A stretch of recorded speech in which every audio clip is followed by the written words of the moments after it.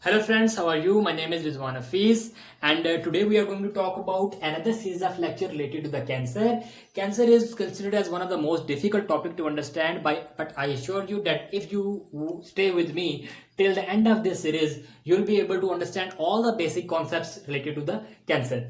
In the upcoming videos, I will be explaining about the genetics of cancer. I will explain about the types of cancer and their nomenclature. I will also explain about the diagnosis of cancer and I will also explain about a general treatment of cancer. In today's video, I will be explaining about the hallmarks of the cancer. What are the properties, what are the hallmarks that differentiate a cancerous cell from a normal cell, and how these hallmarks develop into a cancer cell, and what are the genetic parameter for developing these hallmark in a cancerous cell. So to understand the hallmarks of a cancer, first of all, let's talk about a growth cycle, cell cycle. Okay, and S phase. In S phase, basically DNA replication will take place. In S phase, one DNA will convert into two DNA, and all the enzymes that are required for the DNA replication, they will synthesize in G1 phase. Obviously, those enzymes will be having some specific genes, okay, and one, the transcription and translation will take place of these genes. Proteins will be formed, and then those proteins will help in the DNA replication.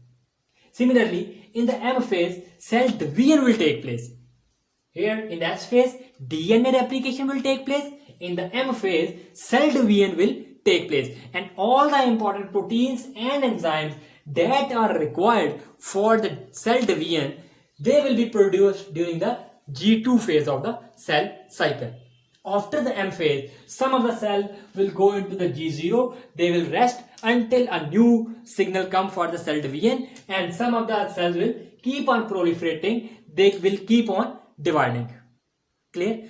Again I will repeat, all the enzymes that are required for the S phase, they will get synthesized in G1 from their genes. Okay, so assume that genes of those enzymes are these.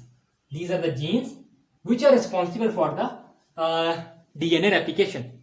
DNA replication. Now, there is another group of genes who is responsible to stimulate these genes. And once these genes will be stimulated, obviously DNA replication will start and cell proliferation, cell division will start. It means these genes are basically helping in the proliferation. They're basically responsible for they're basically increasing the cell proliferation and cell division. And these group of gene is called as proto-oncogene. Proto-oncogenes, who are increasing the cell division and cell proliferation. Okay, now what make a cancer cell different from a healthy cell? Assume that this is a normal cell and this is a cancerous cell, and in the previous video I was talking about the ulcer. So let's take an example of ulcer. For example, ulcer has been formed in a GIT mucosa, in a stomach wall. Ulcer has been formed, and when ulcer will be formed, what will happen? These nearby cells, they will receive signal for the production of new cells so that process of healing can start. Okay, now when these cells will get signal, okay, in the G1 phase, they will start making all the enzymes that are required for the DNA replication. After the G1 phase, replication of DNA will take place. Then synthesis of all the enzymes that are required for the M phase will take place in the G2 phase, and then mitosis will take place and a new cell will be formed. Again, all these steps, G1, S phase, G2, M phase will take place in this cell and a new cell will be formed. In this way, the cell will be keep on forming and the ulcer area will be healed. And now, when ulcer area has been healed up, inhibitory signal will be given. Inhibitory signal will be given to stop the proliferation. That inhibitory signal will tell the cell that we do not need any further proliferation. It means there are some group of genes who inhibit these genes, who give inhibitory signal to these genes. Okay, and this is a group of gene who is giving negative signal or inhibitory signal to the genes. I am talking about the normal cell right now, okay? And these genes are basically called as tumor suppressor genes. The genes who are responsible for suppressing, who are responsible for slowing down the cell proliferation and cell division are called as tumor suppressor gene. And the genes, set of genes, they are a group of genes, not one or two genes, a group of genes who is responsible for to increase the DNA proliferation and cell division. These group of genes are called as proto-oncogenes.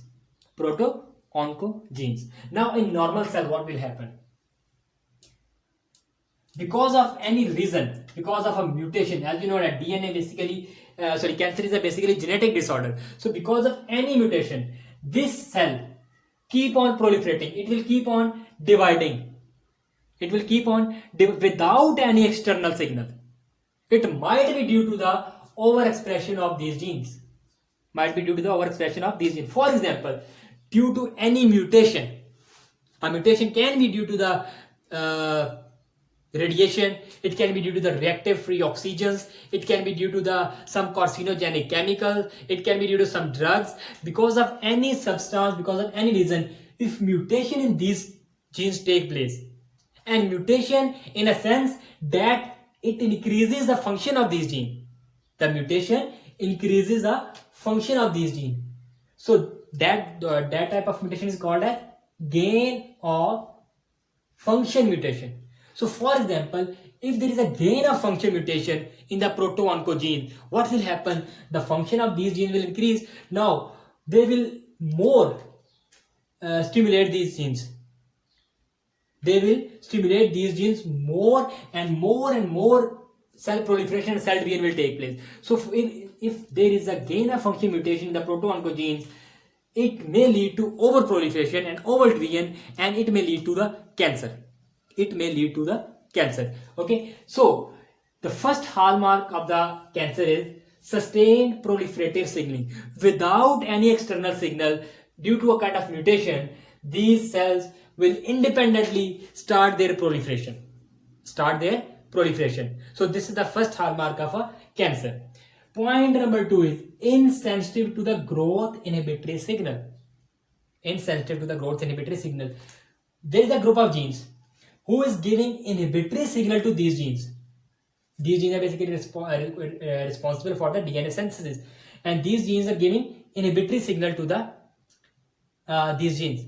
They are giving inhibitory signal, please stop proliferation. We don't need any further proliferation. We don't need any further cell division. So assume that mutation has also been taken place in these group of genes, in these tumor suppressor genes. So assume, what do you think? What kind of mutation there will be? Loss of function mutation or gain of function mutation? Okay, assume that there are gain of function mutation. First assume that there are gain of function mutation. So if gain of function mutation is there, the function of these genes will increase, and now they will inhibit more and more to express these genes.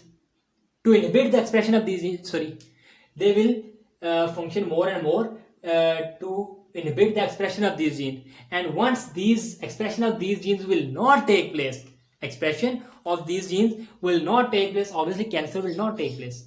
Cancer will only happen when these genes are overstimulated, and these genes will be overstimulated only when the tumor suppressor genes has been mutated in terms of loss of function mutation. And now the function of these genes has been lost. Now they will not be inhibit. These genes will not be able to inhibit the expression of these genes. And now these genes will keep on proliferating and keep on expressing, and cell will keep on dividing. Clear? Okay. It means insensitive to the growth inhibitory signal. Cells will get insensitive to the inhibitory signal because of mutation. Cancer is a genetic disorder, so mutations will lead to the cancer. Okay, so mutation in the proto-oncogenes, gain of function mutation can lead to the cancer, and loss of function mutation in the tumor suppressor gene can also lead to the cancer. Point number 3, DNA repairing dysfunctioning. You know that what is basically mutation? Like for example, a DNA replication is going to happen A, T, G, C, A, And during replication, DNA polymerase will place T against A against T, C against G, G against C, and T against A. But because of a mistake, it plays C against A. If this mistake get transferred to the daughter cell as well, now this will be called as mutation. If this mistake is get rectified before the cell division, there are lots of DNA repairing mechanism in the cell, and because of those DNA repairing mechanism, this mistake is get repaired and a true nucleotide is placed against the adenosine. It will now, this mutation will not transfer to the daughter cell, and it will now this mistake will not be called as mutation. Okay, so mutation will be those mistakes that will be transferred to the daughter cell, and all the mistakes do not transfer to the daughter cell. Why? Because the DNA repairing mechanism is working in every cell. DNA repairing mechanism is working in every cell, and that will rectify all the mistakes, that will correct all the mistakes taking place in a cell. Okay, for example, there is a gene, DNA repairing gene. The product of these genes will be responsible for the DNA repairing. Okay. Now what will happen? Mutation in these genes will also take place. What do you think? What kind of mutation will take place in these genes? Loss of function or gain of function? If there is a gain of function mutation, obviously these genes will start rectifying mistakes more and more. They will correct all the mistakes in the cell. So it means to develop a cancer, there should be loss of function mutation. There should be loss of function mutation in the DNA repairing gene. Now DNA repairing gene will not be able to perform properly, and they will not be able to rectify all the mistake, and in this way those mutations will stay in the cell and they will transfer to the next generation, to the daughter cell as well, and they may lead to the cancer. Okay, so DNA repairing dysfunction, it means mutation in the DNA repairing gene will also take place, and that mutation will be loss of function mutation. Clear? Point number 4 is resisting apoptosis. Resisting apoptosis. Once a cancer cell realizes that proto-oncogenes are not functioning properly, mutation has been taken place in proto-oncogene, mutation has been taken place in tumor suppressor gene, DNA repairing genes are not functioning properly, so it means cancer cell find it better to commit suicide, to get apoptized, programmed cell death, to undergo a programmed cell death, so that these mutations could not transfer to the daughter cell. So cancer cell find it better to commit suicide. But what happened in a cancerous cell? Mutation in the apoptotic, anti-apoptotic and pro-apoptotic genes has also been taken place, that the life of cancer cell increase, and they could not commit the suicide. Why? We know that there are two types of genes are present in a normal healthy cell: pro-apoptotic genes, who are responsible for the apoptosis, back and backs, also called as death genes, and there's some other group of genes, anti-apoptotic genes. Anti-apoptotic genes, they are against the apoptosis. These genes are responsible to increase the life of a cell. So these genes are called as basically life genes. So mutation in both of genes will also take place. We know that cancer cell will increase its life. So to increase its life, there will be gain of function mutation in the anti-apoptotic genes, and there will be loss of function mutation in the death genes or pro-apoptotic genes. Now apoptosis will not take place, and cell will not be able to commit the suicide, and these mutation and this cell will keep on dividing, and this mutation will keep on transferring to the daughter cell as well. Okay? Okay. So, resisting apoptosis. Apoptosis will not take place. Now, another hallmark of cancer cell is limitless replication. Limitless replication. Now, what is limitless? Every cell has some limit to divide, to proliferate. Why? This is a cell and this is the chromosome. Now, what will happen? After every division, some part of this chromosome will disappear. Now, for example, a daughter cell will be formed, and that daughter cell will be a small chromosome as compared to the parent cell. And if that daughter cell further divide, the further daughter cell will be having smaller chromosome as compared to the daughter cell. In this way, after lots of division, the chromosome size will remain so small that further cell division will not be possible. So a cell can divide to a limit, but in some cell, this problem can be overcome by an enzyme called as telomerase. Telomerase. The terminal of the chromosome is called as telomere. And after every division, when a small segments of chromosome will disappear, this telomerase enzyme will add up the segment again. In this way, the size of chromosome will remain intact even after the cell division. Okay, so this telomerase enzyme is basically responsible to make the length of chromosome intact throughout the division. So, in cancer cell, for the limitless replication, what do you think? The function of telomerase enzyme should increase or decrease? Obviously increase. So, in cancer cell, in the telomerase gene, there will be also mutation in the telomerase gene. And what do you think? What kind of mutation it would be? Obviously, gain of function mutation. So, gain of function mutation in the telomerase gene. Gain of function mutation in the telomerase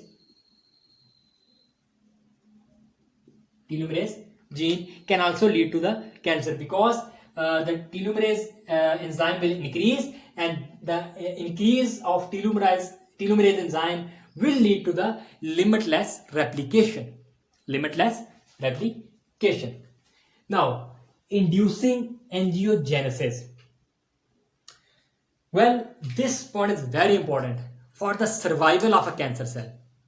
A cancer after a 1 to 2 mm size, cancer cell cannot further divide until it receive a nutrient, until it receive a oxygen.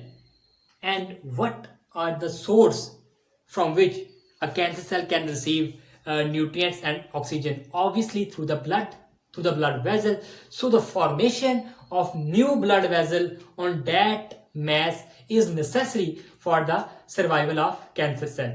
If angiogenesis do not take place, after some time this tumor cell will get destroyed because of lack of nutrients. It will get apoptized. Okay, and the process of formation of new blood vessel, that is called as angiogenesis, will be stimulated by this cancerous cell as well. The process of angiogenesis will not be stimulated externally. This cancerous cell will be having some important factors, which include vascular endothelial growth factor, tumor necrosis factor alpha, tumor necrosis factor beta, and these are the basically proteins that are responsible for the angiogenesis. Okay, and let's take one example. There is a gene for vascular endothelial growth factor. This enzyme, this protein will overproduce in the cancer cell. Obviously there will be mutation in this protein as well, and this will be a gain of function mutation. And when this vascular endothelial growth factor will overproduce this vascular endothelial growth factor will overproduce. It will go and bind to the nearby blood vessels and will start the process of angiogenesis. The detailed concept of angiogenesis will be explained at the end of this series of the cancer. I will make one video related to the angiogenesis, okay? And I will discuss all the basic parameters, molecular aspect of the angiogenesis, okay? So what it means, angiogenesis will be stimulated by this cancerous cell as well, by the gain of function mutation, some of the growth factors. Those growth factors are basically responsible for the angiogenesis, okay? So other hallmarks is inducing angiogenesis. They have capability to induce the process of angiogenesis. Next, invasion and metastasis. If, look at this, neoplasia can be of two types, benign and malignant. Benign neoplasia is that neoplasia which will stay only a limited area. But if benign neoplasia will remain localized, but if that neoplasia, that tumor cell invade to the nearby tissues, that will be called as invasion. Or if it invade to a distant organs through the blood vessel or lymph vessels, that will be called as metastasis. That neoplasia will be called as malignant neoplasia. Malignant neoplasia. And malignant neoplasia is basically called as cancer. Benign neoplasia is not called as cancer. Okay? And all these hallmarks, these are the hallmarks of the cancer. Malignant neoplasia. Clear? So those cells will be having capacity to invade to the nearby cells and metastasize to the distant organ. They will be having, they will produce some enzyme that will destroy the basement membrane, and then they will invade to the nearby cells. Healthy cells cannot do this. Healthy cell cannot do this. Avoiding immune destruction. Obviously, cancer cells are considered as a foreign particles. They will be recognized by our immune system and they will be destroyed. But cancer cells are very clever. They have developed some mechanisms. PD1, PDL1, you must be aware of this mechanism. CTLA4 mechanism. They have developed such mechanism to avoid from the immune system, to hide from the immune system. So these cancer cells, those cancer cells will not be recognized by the immune system for the destruction. So this is another property of the cancer cell, avoiding the immune destruction. I hope you like my video. Please don't forget to subscribe and press the bell icon so that you may get notification for the future videos that are also very important, that is related to the genetics of cancer. In the next video, we will talk about the proto-oncogenes, and then we will talk about the tumor suppressor genes in a very detailed manner. And then we will talk about the nomenclature. So please don't forget to like and share this video as well. Thank you so much.